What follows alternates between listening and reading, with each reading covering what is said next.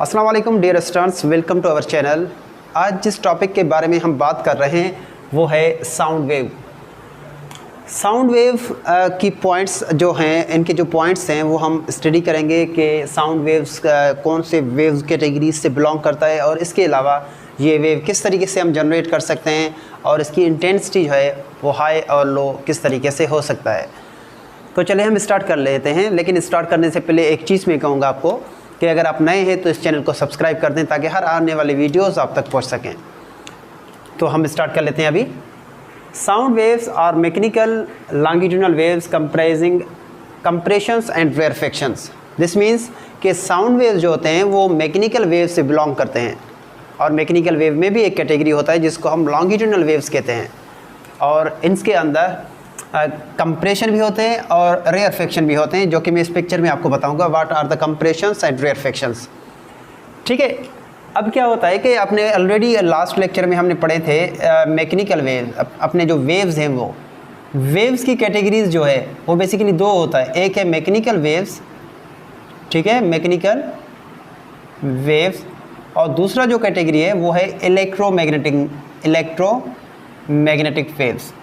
अब mechanical categories में भी दो वेव्स आते हैं, एक होता है लॉन्गिट्यूडनल वेव और दूसरा जो होता है लॉन्गिट्यूडनल वेव, और दूसरा जो कैटेगरीज का है वो है ट्रांसवर्स वेव। वो क्या है?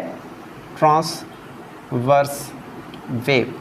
लेकिन अगर हम साउंड की बात करें तो साउंड जो है वो मैकेनिकल वेव से रिलेटेड है लेकिन लॉन्गिट्यूडनल वेव से बिलोंग करते हैं और इनमें कंप्रेशंस और रेयरफैक्शंस होते हैं। कंप्रेशन और रेयरफैक्शन मैं आपको बताता हूँ। देखिए यहाँ पे देखें, ये जो स्पीकर है जैसे साउंड जनरेट होता है तो ये जो लाइन आपस में करीब है, this point is this region is known as a compression. एक रीजन ये है और दूसरा रीजन ये है, ये दोनों जो रीजन हैं ये कंप्रेशन कहलाते हैं। क्या कहलाते हैं? कंप्रेशन कहलाते हैं। रेयरफैक्शन वाला रीजन जो है वो ये है, ये रीजन रेयरफैक्शन कहलाता है। आगे चल के मैं आपको बताऊंगा कि what are the compressions and rarefaction. Next point देखें, sound is produced by vibrating sources placed in a medium. अब वाइब्रेटिंग सोर्सेज जिसके ज़रिए वो पॉइंट जब पार्टिकल वाइब्रेट करते हैं तो साउंड जनरेट होता है, लेकिन जब उस वाइब्रेटिंग सोर्स को हम मीडियम में पुट करें, मीडियम में प्लेस करें, मीडियम कौन से होते हैं? मीडियम साउंड सॉलिड भी हो सकता है, in the state of solid, medium in the state of liquid भी हो सकता है, इसी तरीके से medium in the state of gas भी हो सकता है। ठीक है, आप किसी भी मीडियम में आप इस वाइब्रेटिंग सोर्स को प्लेस करें, उसके बाद वहाँ पे साउंड जनरेट प्रोड्यूस होना स्टार्ट हो जाएगा। नॉर्मली जो एयर हम यूज़ करते हैं वो in the state of gas, हम उसको कहते हैं गैस होता है बेसिकली एयर।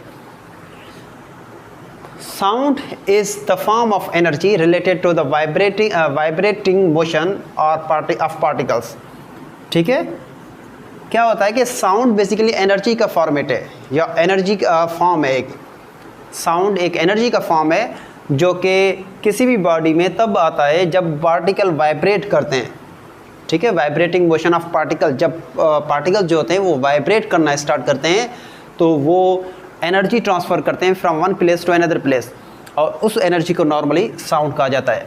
और ये साउंड उस कंडीशन में हम सुन सकेंगे जब उसको मीडियम में प्लेस करेंगे, बिकॉज ऑलरेडी हमने देखा था कि sound is a longitudinal wave और लॉन्गिट्यूडनल वेव्स वो वेव्स होते हैं जिनको प्रोपोगेट करने के लिए, ठीक है, उनको मीडियम की नीड होता है। विदाउट मीडियम वो ट्रेवल नहीं कर सकते, ओनली मीडियम में ही ट्रेवल कर सकते हैं और मीडियम इन स्टेट्स में हो सकता है। अब आते हैं इन पिक्चर्स में। फर्स्ट हम ये पिक्चर देखते हैं। इन पिक्चर को बताने का मकसद ये है कि देखें, यहाँ पे राजू है जिसके हाथ में एक स्टिक है जो कि इस बर्तन के ऊपर हिट कर रहा है। जैसे ही ये राजू इस बर्तन के ऊपर स्टिक हिट करेगा तो ये बर्तन जो है वो वाइब्रेट करेगा, साउंड जनरेट करता है बेसिकली। अब ये है कि साउंड कैसे प्रोड्यूस होता है, जैसे ही ये स्टिक इस बर्तन के ऊपर हिट होगा तो इसमें वाइब्रेशन जनरेट होगा और इस वाइब्रेशन की वजह से यहाँ पे जो पार्टिकल हैं ये वाइब्रेशन उस पार्टिकल को प्रेशर अप्लाई करेगा उन पे, जिसकी वजह से ये पार्टिकल जो होते हैं वो यहाँ से मूव करते हैं कंप्रेशन और रेयरफेक्शन जो है वो अपनी एनर्जी ट्रांसफ़र करते हैं। बेसिकली ये पार्टिकल यहाँ से अपनी एनर्जी ट्रांसफ़र करते हैं, ठीक है। एक पार्टिकल जैसे ही वाइब्रेट करता है तो वो दूसरे को एनर्जी प्रोवाइड करता है, दूसरा तीसरे को, ऐसे कंटिन्यूसली एनर्जी ट्रांसफ़र होता है। लेकिन यहाँ पे देखें, यहाँ पे पोपट एक नाम का एक आदमी है जिसके हाथ में भी एक स्टिक है, वो भी इस बर्तन पे हिट कर रहा है। लेकिन ये वाला जो बर्तन है ये जो है वो हार्ड है और ये जो है बर्तन ये सॉफ्ट है। जाहिर सी बात है, सॉफ्ट है तभी वाइब्रेशन यहाँ पे ज़्यादा प्रोड्यूस होगा। वाइब्रेशन ज़्यादा प्रोड्यूस होगा दैट मीन्स कि साउंड ज़्यादा प्रोड्यूस होगा। यहाँ पे ये हार्ड है सरफेस, जैसे ही स्टिक इस पे हिट करेगा तो यहाँ पे वाइब्रेशन बहुत ही स्मॉल प्रोड्यूस होगा, जिसकी वजह से यहाँ पे जो साउंड है वो भी क्या होगा, लो होगा। बिकॉज यहाँ पे जो पार्टिकल की जो वाइब्रेशन है वो क्या होगा, वो भी लो होगा। यहाँ पे पार्टिकल की वाइब्रेशन जो है वो हाई है और जिसकी वजह से साउंड जो है वो भी हाई प्रोड्यूस होगा, इसकी इंटेंसिटी हाई होगी। अब यहाँ पे आते हैं तीसरे पिक्चर में। यहाँ पे एक स्पीकर है। स्पीकर जो है वो नॉर्मली एक डिवाइस होता है जो कि इलेक्ट्रिकल एनर्जी को कन्वर्ट करता है मैकेनिकल एनर्जी में, ठीक है। अब इलेक्ट्रिकल एनर्जी जैसे ही इसको हम देते हैं तो ये स्पीकर मैकेनिकल एनर्जी यानी कि साउंड वेव्स को कन्वर्ट करता है, ठीक है। इलेक्ट्रिकल एनर्जी को मैकेनिकल एनर्जी यानी कि साउंड एनर्जी में कन्वर्ट करता है। अब जैसे ही आप स्पीकर के ऊपर हाथ रखेंगे तो इसके ऊपर जो सरफेस है, लॉस्ट वाला सरफेस, तो ये वाइब्रेट करता रहेगा अगर स्पीकर ऑन है तो। इसके वाइब्रेशन से यहाँ पे जो सराउंडिंग में या उसके सामने जो पार्टिकल्स होते हैं उन पे प्रेशर अप्लाई होता है। जिस पॉइंट पे प्रेशर हाई है वो पॉइंट, इसमें हम लाइंस जो होते हैं वो करीब यहाँ पे शो हो रहे हैं।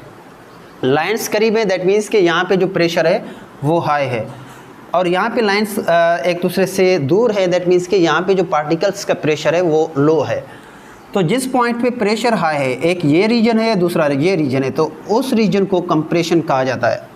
और जिस रीजन में प्रेशर लो है, जैसे कि यहाँ पे लाइंस दूर है दैट मीन्स कि यहाँ पे प्रेशर कम है, तो इस रीजन को हम कहेंगे रेयरफेक्शन।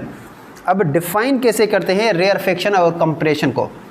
कंप्रेशन को अगर हम देखें, कंप्रेशन को इस तरीके से डिफ़ाइन किया जाता है। Compression basically it is a region, it is a region, ये एक रीजन है in which air pressure is slightly higher than surrounding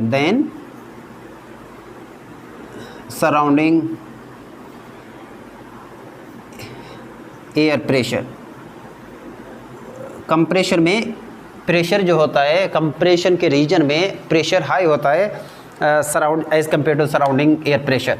लेकिन अगर हम रेयरफेक्शन की बात करें तो रेयरफेक्शन जो होता है वो उसको हम इस तरीके से डिफ़ाइन करेंगे, it's a region, it is a region in which air pressure is slightly lower than surrounding air pressure,